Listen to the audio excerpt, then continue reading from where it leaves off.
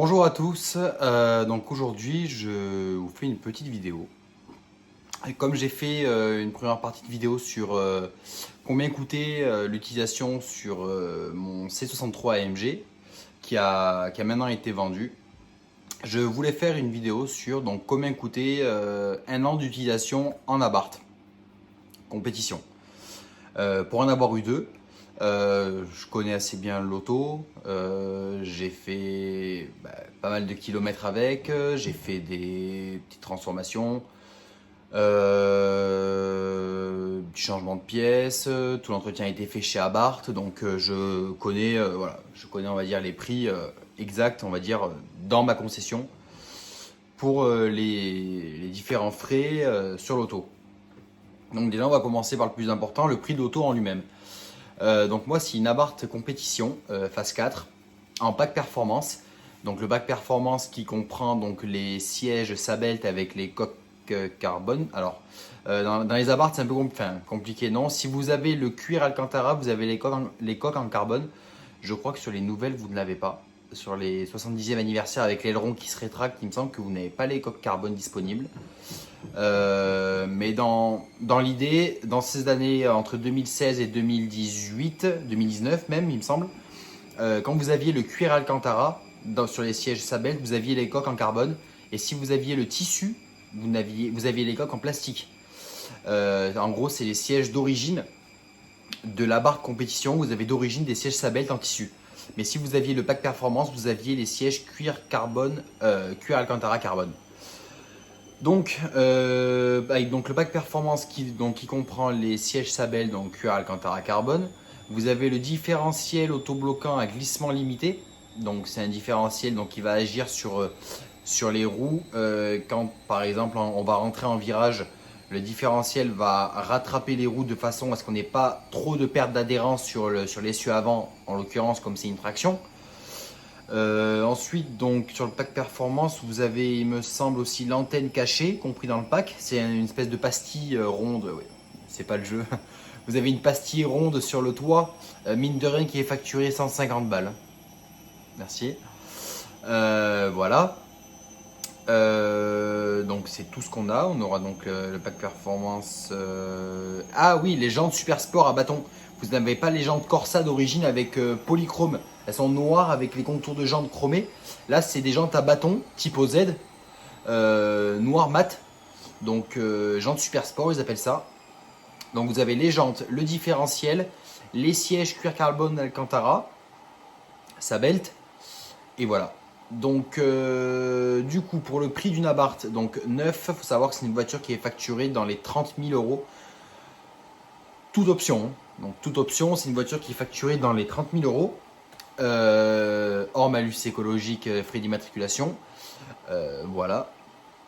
D'occasion avec 20 000 km, ça se trouve aux alentours des 19-20 000 euros en pack performance, voilà.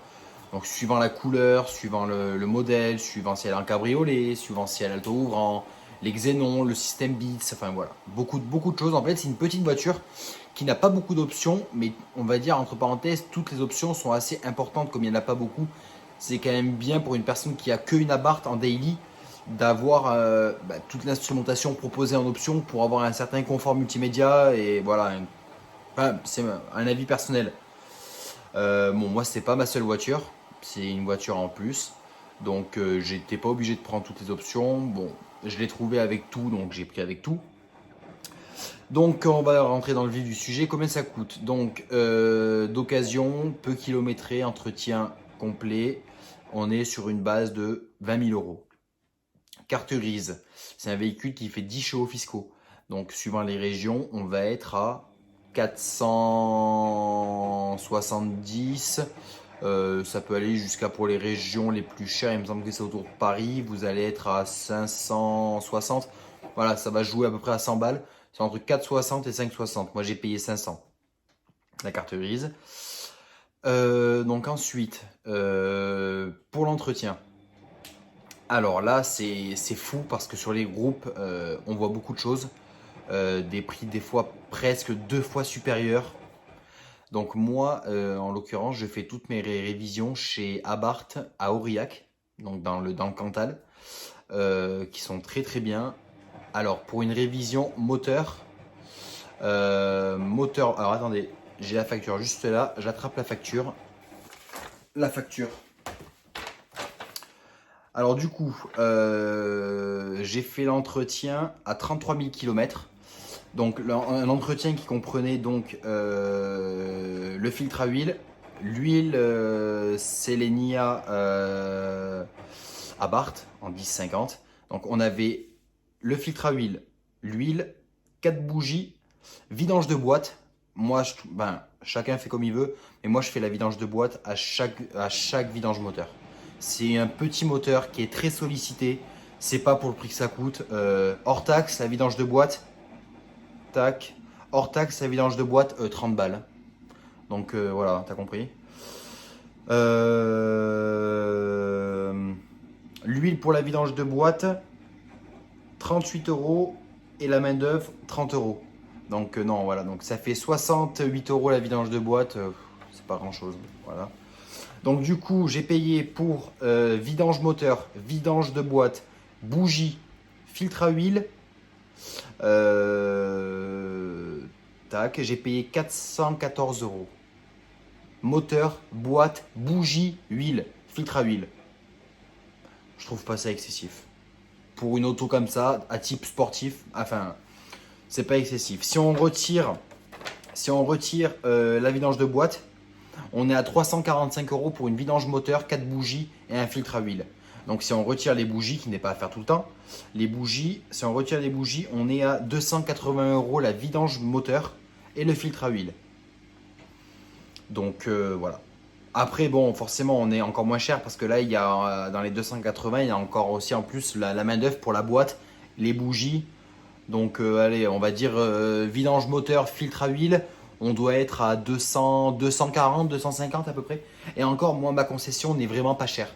Ma concession, elle est vraiment, vraiment, vraiment pas chère parce que sur les groupes, j'ai déjà vu des vidanges, chez Abarth, hein, j'ai déjà vu des vidanges moteur boîte, des tarifs vidange moteur boîte, on n'était pas loin des 700, 750 euros. Donc, moi, je suis à 410, hein, 414. Donc voilà, pour ce qui est de l'entretien, Abarth préconise un entretien tous les 15 000 km. Moi, je ne suis pas pour. Je trouve que ça fait trop long pour ce type de véhicule. Sachant que la mienne est en stage 2. Donc moi, je fais l'entretien tous les 10 000. Donc moteur, boîte, bougie. Même si je suis au 98, je ne suis pas à l'éthanol, je fais quand même les bougies. Moteur, boîte, filtre à huile, bougie, 10 000. Bon, sachant que je m'en sers pas énormément, voilà, je ne vais pas mettre 10 000 euros tous les 400 euros de révision tous les 3 mois. Donc voilà. Ensuite, pour ce qui est donc des consommables, les freins. Donc c'est du Brembo percé ventilé avec en 305 mm. Donc les Brembo, les disques, on est à 300. Alors oui, alors, c'est pareil. Si vous avez quelques petits contacts, vous pouvez avoir des prix. On est entre 300 et 400 euros les disques à l'avant. Donc oui, j'ai fait une petite vérification. Donc on est bien donc sur donc 300 euros approximativement entre 270 et 300 euros suivant les revendeurs pour les disques avant en 305 mm Brembo. Pour ce qui est des plaquettes, on est à approximativement pareil entre 50 et 70 euros pour les plaquettes. Par contre à l'arrière j'ai pas le tarif. Pour les disques arrière j'ai pas le prix. On doit pas être à plus de 200 euros pour les disques et les plaquettes. On doit être un peu moins de 200 euros pour les disques et les plaquettes. Donc maintenant pour les pneus, il y a quelques montes de pneus possibles sur le véhicule. Moi personnellement je mets du Michelin Pilot Sport 3 qui n'est presque plus disponible, donc il va falloir passer au Michelin Pilot Sport 4 qui est à 100 euros le pneu, donc ça fait 400 euros les 4. Voilà, c'est du Michelin, ça tient très très bien. Sur ma première Abarth, j'avais fait 16, je faisais 16 000, 15-16 000 avec les avant et je l'ai vendu, elle avait 24 000 km, 22 000 km, les pneus arrière n'étaient pas encore bouffés. Ils n'étaient pas neufs, mais ils n'étaient pas au témoin. Donc les pneus arrière étaient encore bons. Donc du coup ensuite pour la consommation, là c'est pareil, ça va dépendre de votre conduite, ça va dépendre de beaucoup de choses. La consommation, on va dire qu'en normalisé, pour une compétition, donc une 180 chevaux, on va être sur une consommation tranquille, on va être sur 7 litres, entre 7 et 8 litres. On peut descendre à 6 litres, mais bon, voilà, t'as compris. Donc on est entre 7 et 8 litres. En roulant un peu, on est à 10 litres 5. Moi, c'est ma moyenne, je crois. C'est ma moyenne et je suis en stage 2. Ma moyenne sur 5000 km, j'ai regardé il n'y a pas longtemps, sur 5000 km, je suis à 10 litres 7 de moyenne. Donc c'est pas non plus excessif. Et après en roulant fort, bon ça après ça se calcule plus, hein. En roulant fort, on arrive à 15, 16 litres. Une fois j'ai fait il m'a fait 170 km le plein. Et le réservoir il fait 35 litres. Donc bon, voilà. Du coup ensuite pour ce qui est donc de l'assurance, on n'en a pas parlé. L'assurance, bah c'est pareil, ça va dépendre de votre bonus ou de votre malus. Moi en l'occurrence pour un bonus 50, je suis à 40 à 48 euros par mois en tout risque plus avec véhicule de remplacement, assistance 0 km. Donc vraiment en tout risque plus avec tout. Donc il faut compter une cinquantaine d'euros, sinon pour ceux qui ont moins de bonus ou un peu de malus, bon, ça dépend des personnes, on va être approximativement sur aussi les régions. On va être à peu près à 80 euros par mois. Voilà, donc ça à prendre en compte. Donc on va pour faire gros une année. Donc déjà ça va vous coûter. Donc si vous la gardez un an, admettons vous faites 15 000 km avec en un an. J'avais pris le même kilométrage pour la MG. Donc carte grise, 500 balles. Si vous la prenez d'occasion. Carte grise, 500 balles. Assurance, on va dire grosso modo 800 euros à l'année pour un an. Donc ça fait 1003 pour l'assurance et la carte grise. Ça fait 1003 pour un an. L'essence. L'essence avec un plein, vous faites approximativement 350 km, on va dire avec un plein. Le plein c'est 50 euros au 98. Donc on va dire 350 km pour un plein si vous n'êtes pas trop, voilà, si vous roulez pas trop fort. 350 km pour un plein. 10 pleins 3500. 3, 6, 9, 12, 15, donc 10 pleins, donc ça fait 50 pleins, 5 x 5, 25, donc ça fait 2500 euros d'essence pour un an, sachant qu'on va rouler un peu plus fort des fois de temps en temps, on va arrondir à 2007.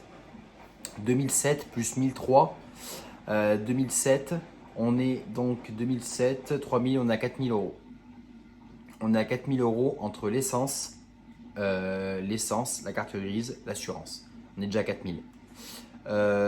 Ensuite, pour ce qui est des pneus, 15 000, il va falloir faire 2 pneus avant. Donc 2 pneus avant, c'est 200 euros, montée équilibrée, donc 4002. Et ensuite, il va falloir faire une vidange moteur. Donc moteur, filtre à huile, bon. Moi, dans mon cas, la révision me coûte 400 euros parce que je fais vidange moteur boîte. Bougie à chaque fois. Donc, mais si vous faites que là, en l'occurrence le moteur, ça va faire donc 250 euros la vidange. Donc ça fait 4450. Plus les frais, si vous faites les essuie-glaces ou des conneries, on fait 4005.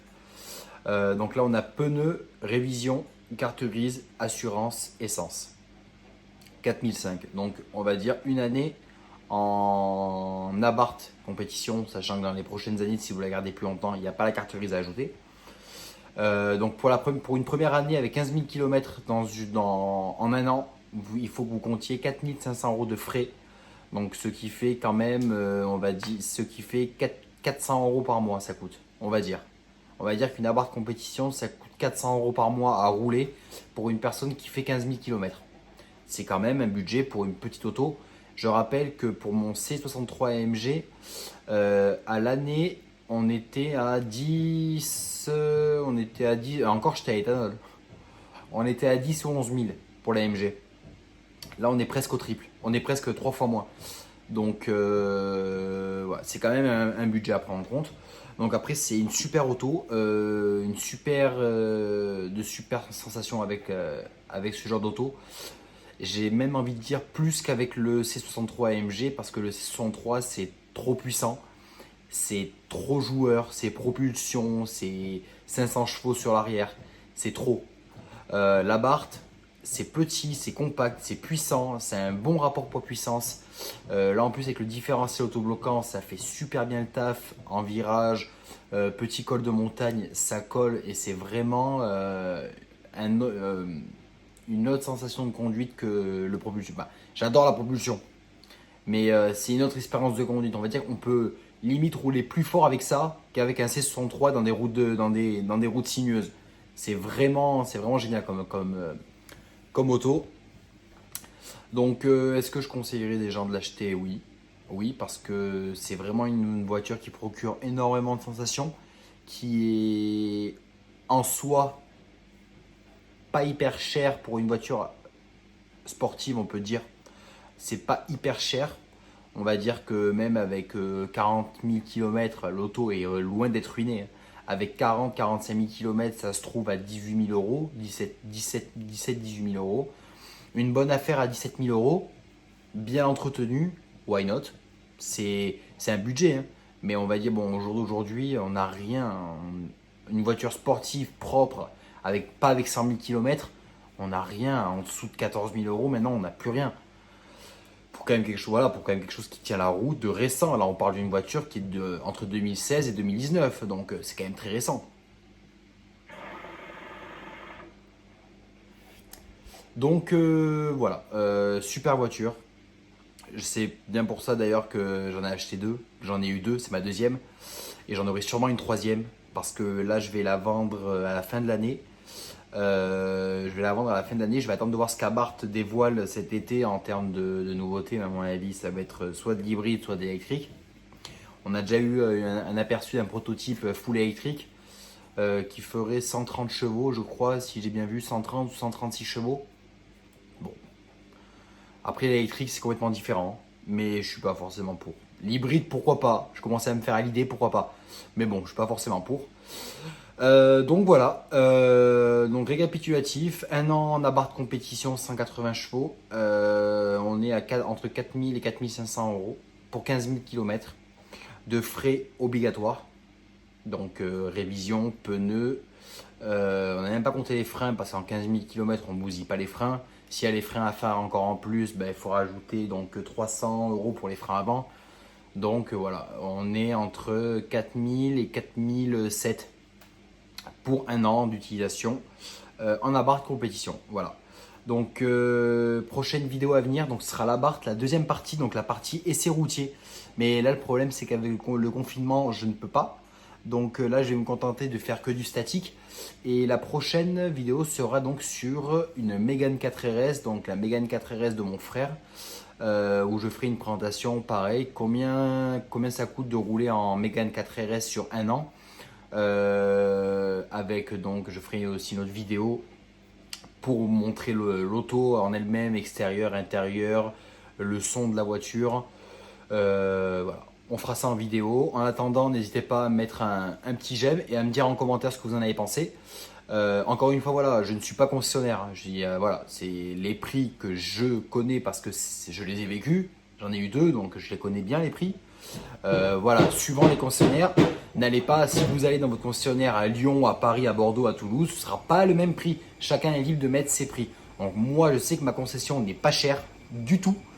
Donc voilà, donc je paye vraiment pas cher pour l'entretien de mon véhicule.